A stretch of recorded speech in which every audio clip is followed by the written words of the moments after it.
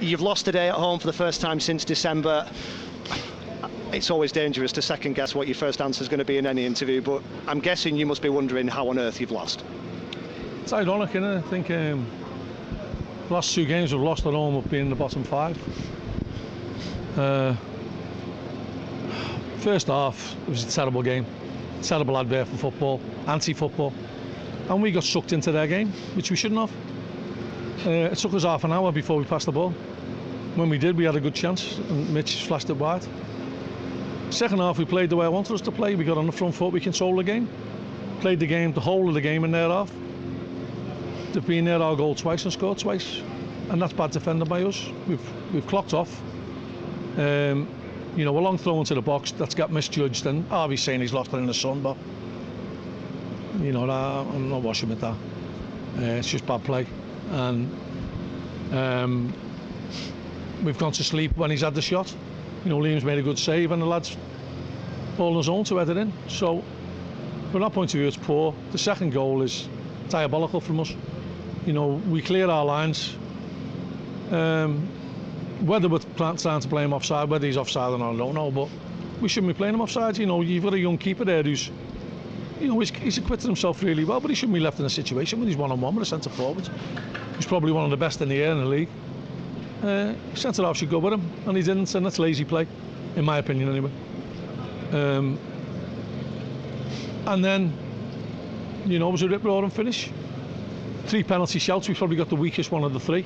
The one at the end is diabolical, and nothing can appease me, or there's no explanation that can possibly say that that's not a penalty. There's nothing.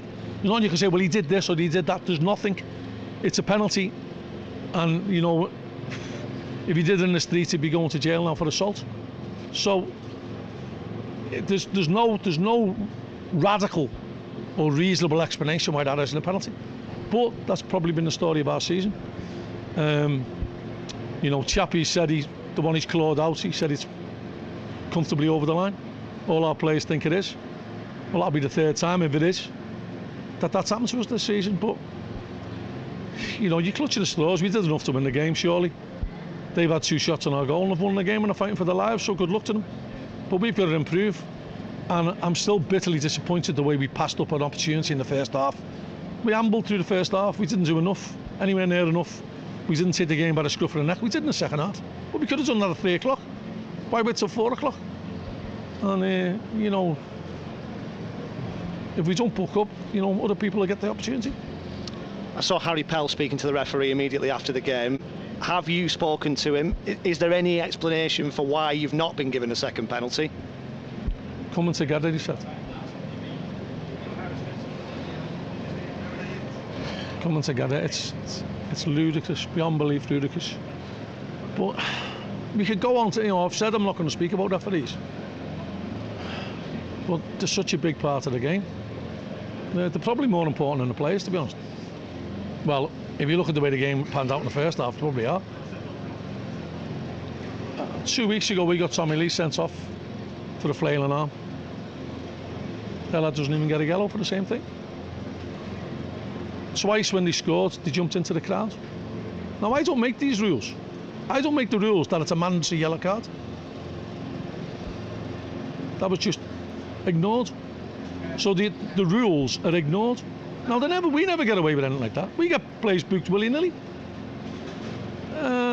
It took him till in the 82nd minute, probably the 8th transgression of kicking the ball away, that he decided to book one of their lads.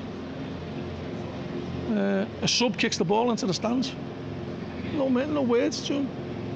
And when that happens, you sometimes wonder, is it worthwhile carrying on, because you're in the lap of the gods, and it's, no matter how you prepare, you can't prepare for what you get, for the decision that you get. You talked about not getting the penalty, perhaps summing up your season in that regard. Have we seen, particularly in that second half, your season in a nutshell? Because you made those chances. You mentioned Aaron Chapman, he's denied you with some fantastic saves, and then you've given away goals, and then there's ended up being controversy. Is it kind of a microcosm of all the frustrations of this season? Snapshot of our season, yeah. But we end up always talking about referees, and it's wrong. because you shouldn't hide behind excuses. The league table tells you we're better than Gillingham. We're at home, we're on an unbelievable run. And we idled in the first half. It was a poor performance in the first half. Just kicking the ball as high as we can. Everything was a fight ball. You know, we've waited till someone went down injured, and I've had a chance to speak to some of them, and I said, listen, we've got to start passing it out.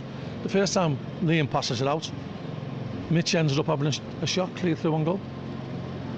And that shouldn't take us 35 minutes. It certainly shouldn't take us, me having to talk to them about that. We do this in training. You know, you're not telling me that you think that yesterday we said just kick it as high as you can. Some of the patterns we worked on just doesn't materialise, and that's frustration. And I don't know, I don't get caught up in the heat of the game and make decisions that probably they shouldn't. But we're better than that. We're miles better than that. And we showed in the second half. You know what? I can't be disappointed with the second half performance. We've lost the second half 2-1. How? I don't know. Well, I do know. We haven't taken enough care when the ball's come into our box. And we've been sloppy in front of goal. You know, Cody's gone clean through again. Missed a great opportunity. Colby's had one near post and it took an age to turn. You know what? Maybe Ross's is over the line. I don't know. But we have to have too many chances to score a goal. And now we've only got one today. Flabbergasted me. On a more upbeat note, how good was it to see Joe Pritchard in an Accrington Stanley shirt out there on the pitch again after, 7 months since his last appearance? Yeah, brilliant. And we know what Joe can do, and Joe will only get better. And so will Jono. Good to get him on the pitch as well. And, you know, it's hard to criticise these players because they give everything they've got. I say the idles in the first half, and that was not down to a lack of willingness of effort. I think it was a lack of willingness to think or take risks or be brave on the ball, and that's something that we're going to have to hammer home to them between now and the end of the season. And you've talked about wanting to end the season on a high and take every 3 points that you can. In some ways, does what we've seen today reinforce how important it is that you go in with the right mentality and the right attitude to those games that remain? I think we showed the right mentality in the second half today. First half, I think we just expected it to happen. And we kept them at arm's length, and we thought eventually we'll score. Just by tossing the ball aimlessly into the box isn't going to get goals. You've got to pass the ball, you've got to move, you've got to beat people, you've got to have shots. We did that in the second half, you know. When I'm an Aki fan, I'm very disappointed the way we played in the first half. I'm delighted the way we played in the second half. As a fan, obviously I'm disappointed with the scoreline. And as a manager,